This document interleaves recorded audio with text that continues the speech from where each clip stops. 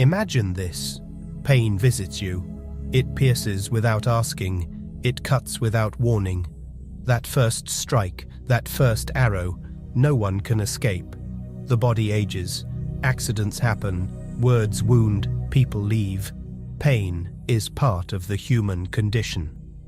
But suffering is different. Suffering is the second arrow, and that one we often fire at ourselves. Think of a memory you replay over and over, the words you cannot forget, the betrayal you keep alive, the fear you feed every time you imagine the worst. Each replay, each mental echo is another arrow. You are struck not once, but 100 times, because the mind refuses to release what has already passed. The Buddha taught this with simple clarity. Pain is inevitable, but suffering is optional. Neuroscience confirms what the sages already knew.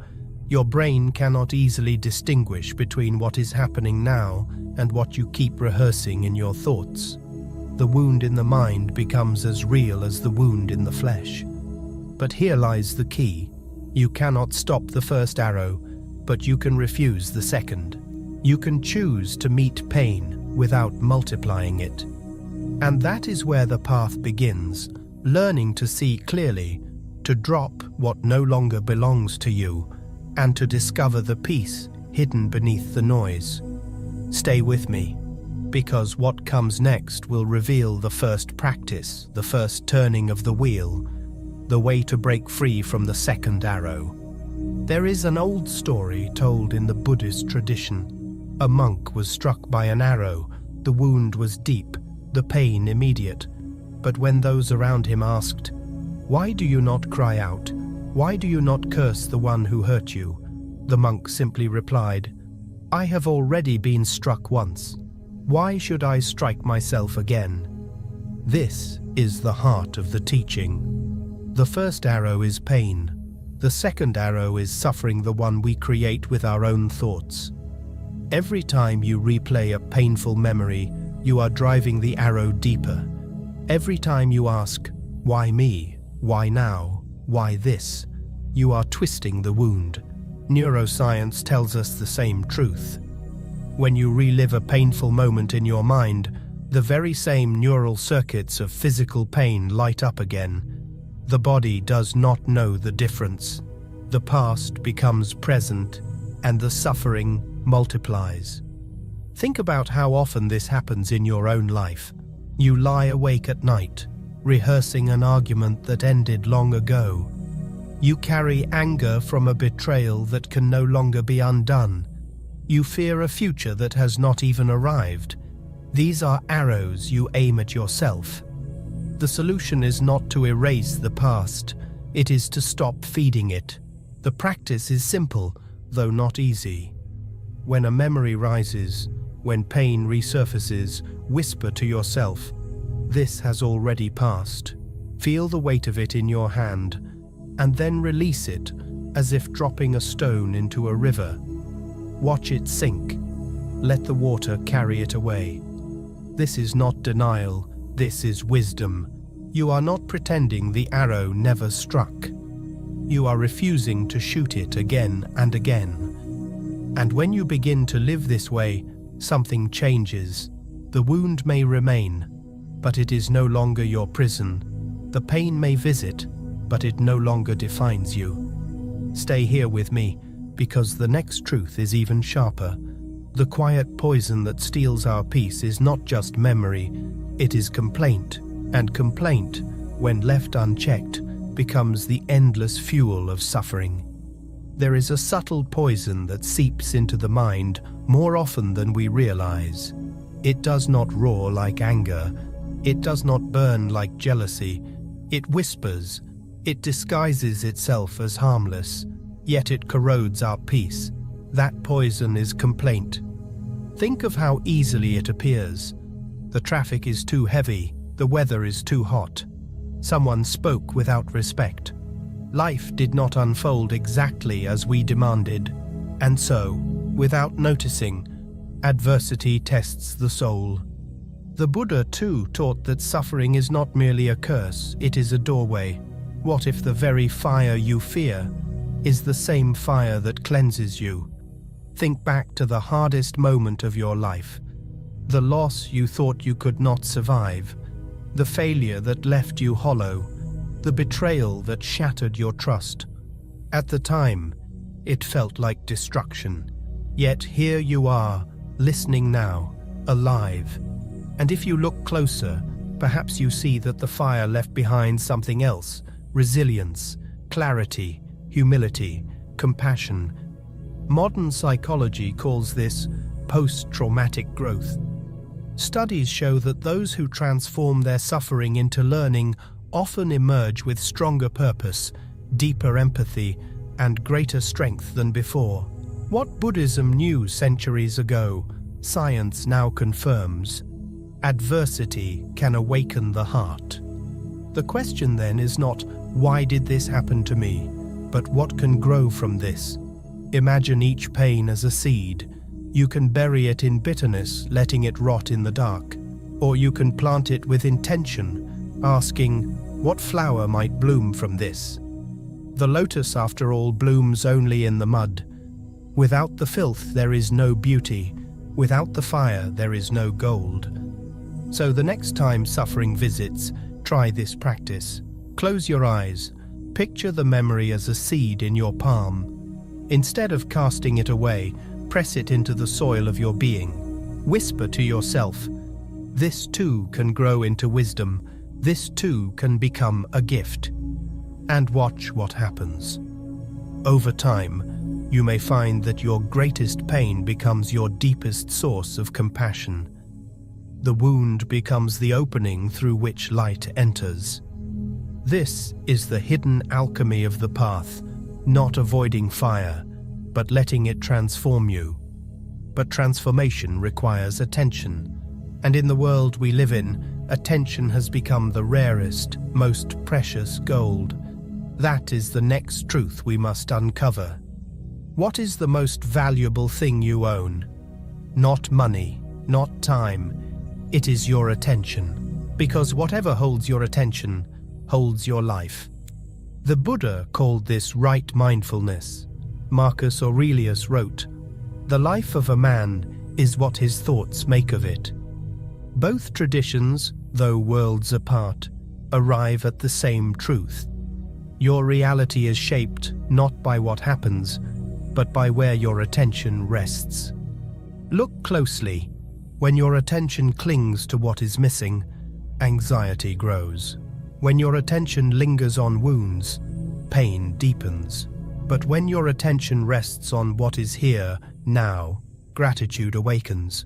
Modern neuroscience confirms this. Focus on lack, and you trigger stress hormones.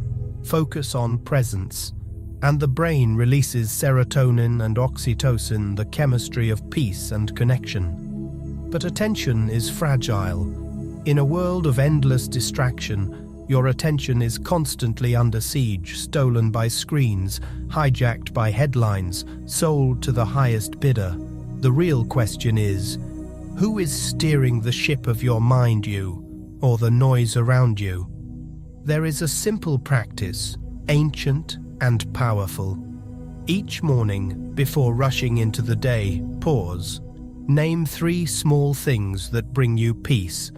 The glow of light through the window, the sound of a bird, the warmth of tea in your hand. Let your attention rest there. At midday, stop for 30 seconds, breathe deeply, and whisper, "I am here, I am safe."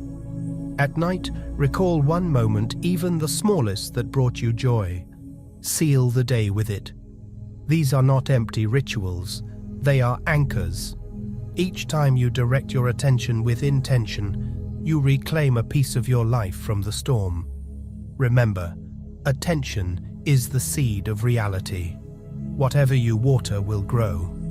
So the question becomes, what garden are you cultivating? And yet, even with disciplined attention, chaos still arrives. Life does not bend to our will. Adversity tests the soul. The Buddha too taught that suffering is not merely a curse, it is a doorway. What if the very fire you fear is the same fire that cleanses you? Think back to the hardest moment of your life, the loss you thought you could not survive, the failure that left you hollow, the betrayal that shattered your trust. At the time, it felt like destruction. Yet here you are, listening now, alive. And if you look closer, perhaps you see that the fire left behind something else: resilience, clarity, humility, compassion. Modern psychology calls this post-traumatic growth. Studies show that those who transform their suffering into learning often emerge with stronger purpose, deeper empathy, and greater strength than before. What Buddhism knew centuries ago, science now confirms. Adversity can awaken the heart. The question then is not, why did this happen to me, but what can grow from this? Imagine each pain as a seed. You can bury it in bitterness, letting it rot in the dark. Or you can plant it with intention, asking, what flower might bloom from this? The lotus, after all, blooms only in the mud. Without the filth, there is no beauty. Without the fire, there is no gold. So the next time suffering visits, try this practice. Close your eyes. Picture the memory as a seed in your palm. Instead of casting it away, press it into the soil of your being. Whisper to yourself, this too can grow into wisdom. This too can become a gift. And watch what happens. Over time, you may find that your greatest pain becomes your deepest source of compassion. The wound becomes the opening through which light enters. This is the hidden alchemy of the path, not avoiding fire, but letting it transform you. But transformation requires attention, and in the world we live in, attention has become the rarest, most precious gold. That is the next truth we must uncover. What is the most valuable thing you own? Not money, not time. It is your attention, because whatever holds your attention holds your life. The Buddha called this right mindfulness. Marcus Aurelius wrote, "The life of a man is what his thoughts make of it." Both traditions, though worlds apart, arrive at the same truth. Your reality is shaped not by what happens, but by where your attention rests. Look closely. When your attention clings to what is missing, anxiety grows. When your attention lingers on wounds, pain deepens. But when your attention rests on what is here, now, gratitude awakens. Modern neuroscience confirms this. Focus on lack, and you trigger stress hormones. Focus on presence, and the brain releases serotonin and oxytocin, the chemistry of peace and connection. But attention is fragile. In a world of endless distraction, your attention is constantly under siege, stolen by screens, hijacked by headlines, sold to the highest bidder. The real question is, who is steering the ship of your mind, you, or the noise around you? There is a simple practice, ancient and powerful. Each morning, before rushing into the day, pause. Name 3 small things that bring you peace: the glow of light through the window, the sound of a bird, the warmth of tea in your hand. Let your attention rest there. At midday, stop for 30 seconds, breathe deeply, and whisper, "I am here, I am safe." At night, recall one moment, even the smallest, that brought you joy. Seal the day with it. These are not empty rituals, they are anchors. Each time you direct your attention with intention, you reclaim a piece of your life from the storm. Remember, attention is the seed of reality. Whatever you water will grow. So the question becomes, what garden are you cultivating? And yet, even with disciplined attention, chaos still arrives. Life does not bend to our will. The storms still come, which is why the next wisdom is essential. You cannot control the world, but you can master how you meet it. How much of your suffering comes from trying to control what cannot be controlled? We want people to behave the way we expect. We want life to unfold according to our plans. We want certainty in a world that was never built to be certain, and so we struggle, resist, and break. The Stoic teacher Epictetus made it clear: some things are in our control, and others are not. The Buddha taught the same. Peace is found not in bending the world, but in mastering the mind that meets the world. Think of the ocean. The waves rise, the storms rage, but beneath, the deep waters remain calm. You cannot stop the storm, but you can anchor yourself in the depth. Here is a practice. Imagine yourself inside a great dome of white marble. Outside, there is noise, arguments, insults, judgments, demands. You can hear the echoes, but none of it penetrates unless you open the door. Inside the dome, there is stillness. Inside, you are untouchable. This image is not escape. It is training. With time, the mind learns to rest within, even as chaos surrounds. Neuroscience now calls this resilience, the ability not just to endure difficulty, but to recover faster, to return to equilibrium. In Buddhism, it is equanimity, the unshakable balance that does not depend on circumstance. The storms will come, people will disappoint you, plans will fail. But the dome reminds you, you are not required to absorb every arrow the world fires. You can stand firm, steady, whole. And from that stillness, something shifts. You stop fighting battles that were never yours to fight. You stop demanding that the world obey. You begin to carry peace that no storm can take. But peace has another secret. It is not only about what you allow in, but what you are willing to let go. Because the deepest freedom comes when you finally release the belief that anyone owes you anything at all. There is a hard truth, and at first it feels unfair. No one owes you anything. Not love, not recognition, not justice, nothing. The Buddha taught that clinging to expectation is one of the deepest roots of suffering.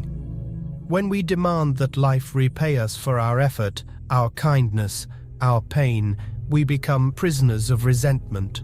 Epictetus echoed this centuries later. To expect the world to treat you fairly because you are good is like expecting a lion not to attack because you are a vegetarian. Think of how often you feel wounded, not by what happened, but by what you expected. You gave, and the gratitude never came. You worked, and the reward fell short. You loved, and the love was not returned. The pain was real, but the deeper suffering came from the silent contract you believed the world had signed, a contract that never existed. Freedom begins the moment you tear up that contract, when you realize what comes to you is gift, not debt. There is a practice for this. Each night, before you sleep, whisper to yourself, "No one owes me love. No one owes me thanks. No one owes me anything.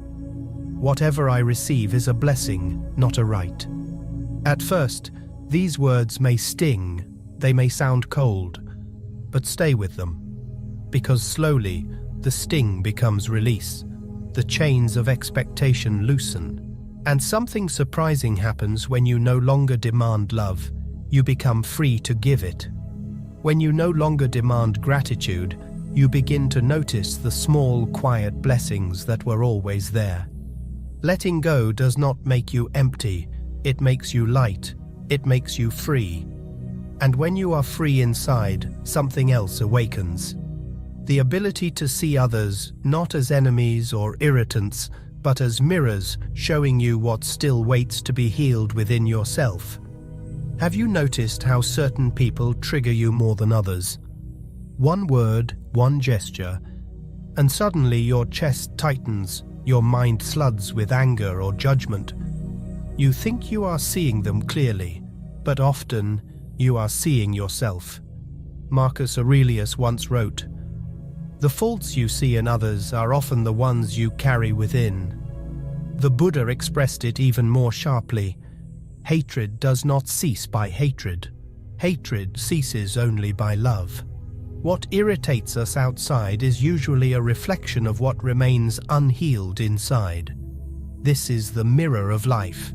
The critic, the liar, the arrogant person, you notice them so quickly because some echo of that trait still lingers in your own story. Perhaps you once behaved the same way. Perhaps part of you still fears becoming like them. Or perhaps their flaw awakens a wound you have not yet forgiven in yourself. Here is a practice of radical honesty. The next time someone angers you, pause. Instead of asking, "Why are they like this?" ask, "What in me is being shown right now?" Make a quiet mental list. Who irritates me? Who disappoints me? Who makes me feel small? Then ask, where does that live in me? When have I done the same? What wound is being touched? This practice is not about excusing harmful behavior. It is about illumination. Because once you see your reflection, the sting begins to soften. You stop projecting old wounds onto new faces. And when you release judgment of yourself, compassion for others naturally follows. The world changes when you change the lens. You no longer spend your energy trying to extinguish other people's shadows. You learn to light your own lamp, and when you shine from within, you stop needing to dim anyone else. This is the mirror's gift. It does not shame you, it frees you. And once you begin to live free of projection, another chain falls away. The endless hunger for validation, the desperate need to be approved by everyone else. That is the next lesson. One of the deepest prisons is invisible. It is built not of walls, but of applause. The need to be liked, the craving to be approved, the fear of being judged. How much of your life has been shaped by this hunger? You choose words that will be accepted. You hide truths that might be rejected. You silence yourself so others will clap. Slowly, without noticing, you trade authenticity for approval. Epictetus warned, "If you wish to please all, you lose yourself." And the Buddha taught that chasing after praise is just another form of craving, another chain. Because if your worth depends on others, then every smile can lift you and every frown can crush you. You become a puppet, strings pulled by the noise of the crowd. Modern psychology calls this the dopamine trap. Each like, each compliment triggers the brain's reward system. It feels good, but the more you chase it, the more dependent you become. And dependency is never peace. So what is the way out? It is to root your value in authenticity, not applause. To say, "I am enough, even if no one claps. I am whole, even if no one approves." Here is a practice. Whisper to yourself daily, "I do not need to be approved. I only need to be true." Then, take one small action you normally avoid for fear of judgment. Speak a truth gently. Express a preference honestly. Stay silent when silence is your truth. Notice the relief that comes, the freedom. Because when you no longer live for validation, you begin to live for truth. And truth is lighter than applause. It does not fade. It does not vanish. It remains. But there is another shadow that holds us back. Even when we free ourselves from the hunger for approval, fear still stands in the doorway. And fear, if misunderstood, can feel like an enemy. Yet fear itself is not the enemy, it is the messenger. And that is where we turn next. Fear has many faces. Sometimes it whispers before you sleep. Sometimes it shouts when you must decide. Sometimes it hides beneath anger or hesitation. But always, it stands at the edge of what you value most. The Buddha taught, do not run from fear. Sit with it. Listen. Because fear is not here to destroy you, it is here to reveal you. It points toward the very place where growth is waiting. Marcus Aurelius said, fear anticipates more suffering than reality ever delivers. How true this is. We suffer not because events are unbearable, but because we live them 1,000 times in imagination. Neuroscience confirms it. The amygdala lights up at imagined dangers almost as powerfully as real ones. Fear grows the more we resist it, and it softens the moment we face it. Here is an ancient practice. Close your eyes. Picture an old wooden door. Behind it lies what you most desire: peace, purpose, love, freedom. But in front of the door, a lion stands guard. That lion is your fear. Your instinct is to flee. Yet the lion does not exist to devour you. It exists to ask you, are you ready? Approach slowly. Look it in the eyes. Whisper, I will not fight you. I will walk through you. And then, step forward. Notice what happens. The lion does not strike. It fades. The door opens. And you pass through, stronger than before. This is the paradox. Fear is not the wall, it is the threshold. Each time you walk through it, your courage expands, your world grows wider. So the next time fear rises, do not curse it. Bow to it, thank it, and walk on. And yet, even beyond fear, there is another path to wisdom, quieter but just as powerful. A path the Buddha called revolutionary in its simplicity, the practice of silence.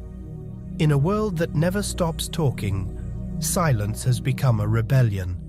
Everywhere you turn there is noise, arguments on screens, voices on repeat, endless opinions demanding to be heard.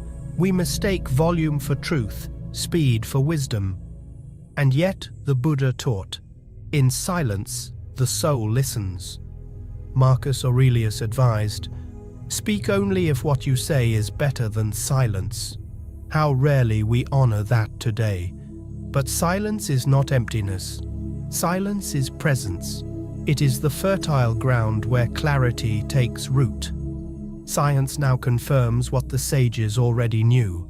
Periods of silence reduce cortisol, calm the nervous system, and strengthen the brain's ability to rewire itself. Silence is not withdrawal, it is renewal. Here is the practice. Choose 1 hour each day as your silent hour. No music, no words, no screens. If possible, walk slowly. Notice your breath, the rhythm of your steps, the sound of the wind. Do not try to solve or plan, simply be. Like the rain that washes dust from the air, silence cleanses the mind. At first, restlessness will rise, the mind will scream for distraction. Let it. This is the detox of noise leaving your system. Stay still, stay gentle, and soon, beneath the surface chatter, you will hear something else, the quiet voice of your own awareness, the voice that is drowned out by constant sound, the voice that has been waiting for you. Silence is not an absence of life. It is the pulse of life without distortion. And when you learn to rest in it, the world outside may remain chaotic, but inside you will carry a peace that no noise can steal. And from that silence flows the final key, the practice that turns even pain into grace. Gratitude, not only for what you understand, but for what you do not. Gratitude is easy when life is kind, when the sun is warm, when love is near, when blessings overflow, we give thanks without effort. But the truest gratitude, the most transformative gratitude, is born in the dark. The Buddha compared it to the lotus. The lotus does not bloom in clear water, it blooms in mud. Without the filth, there is no beauty. Without difficulty, there is no awakening. Think of the moments you still do not understand, the heartbreak that lingers, the failure that left you questioning everything, the loss that carved a hollow inside you. These are the places where gratitude feels impossible. And yet, these are the places where gratitude is most needed. Thich Nhat Hanh once said, "Give thanks for the mud, for without it, the lotus cannot grow." Modern neuroscience agrees. Even blind gratitude, thanking life for what you cannot yet see, activates the brain's networks of calm and resilience. Gratitude does not erase pain, but it shifts the weight. It transforms the wound from a prison into a teacher. Here is the practice. Bring to mind something that still hurts, something you cannot explain. Place it gently before you, then whisper, "I do not know why this happened, but thank you, because somehow, even in this, there is a gift." At first, the words may feel false, but gratitude is a key. Speak it anyway. Over time, doors will open that you did not know were there. What once looked like mud begins to show the first green shoots of a lotus rising. There is an old Zen story. A rider, soaked by the storm, cried out, "The rain pursues me, the mud traps me, the path is lost." And the master replied, "It is not the rain that unsettles you, it is your hurry. It is not the mud that binds you, it is your resistance. The path is not gone, it is only hidden for now." Gratitude is the light in that storm, the trust that even when you cannot see the road is still there. And now, as we close this journey, we return home to the heart of all these teachings, to the simple truth: you are not broken, you are becoming. We have walked through many doors together: the arrow of pain, the poison of complaint, the illusion of emotion, the fire that purifies, the treasure of attention, the marble dome of equanimity, the freedom of letting go, the mirror of others, the release from validation, the courage to face fear, the revolution of silence, the gratitude that transforms even the unseen. 12 lessons, 12 keys. But all of them point to one truth. Peace was never outside of you. It was always here, waiting. You are not broken, you are becoming. Every wound you carry is not an ending, but an opening. Every storm you endure does not shatter you, it reveals the strength you already hold. And every time you choose to stop firing the second arrow, you step closer to freedom. Do not wait for the world to change before you find peace. The world is storm, and always will be. But inside you, there is a stillness deeper than any storm. A home you can return to in every breath. So today, choose one practice, just one. Whisper gratitude before you sleep. Breathe in silence for a single hour. Notice an emotion and let it pass. Refuse to complain, even once. These are small steps, but each one is a doorway. And when you walk through enough doorways, you find yourself back where you always belonged, at home in your own being. Remember, you are not alone on this path.